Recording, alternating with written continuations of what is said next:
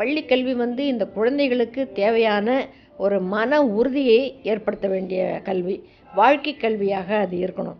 ஏன்னா ஒரு சிறு ஏமாற்றத்தை கூட தாங்க முடியாது. நீட் தேர்வில் தோல்வி வந்துடுமோன்ற பயமா உடனே ஒரு தற்கொலை, காதல் தோல்வியா உடனே ஒரு தற்கொலை, அம்மா திட்டாங்களா உடனே ஒரு தற்கொலை, குடும்பத்தில் யாராவது நம்ம நேசிக்கிறவங்க ஒருத்தர் இறந்து போயிட்டாங்களா அந்த துயரத்தை தாங்க முடியாத தற்கொலை. ஆக ஊடகங்களும் சமூகமும் பெற்றோரும் பள்ளிக்கூடமும் கல்வி சாலைகளும் எல்லாரும் சேர்ந்து முயன்று இந்த மாதிரியான தற்கொலைகளை தவறு என்று சொல்லி அதை தவிர்க்க வேண்டும் அப்படின்னு தான் நான் நினைக்கிறேன். ஏன்னா மனித வளம் அப்படின்றது தான் ஒரு நாட்டினுடைய நிஜமான வளம் வந்து மனித வளம் தான், வேற எதுவும் கிடையாது.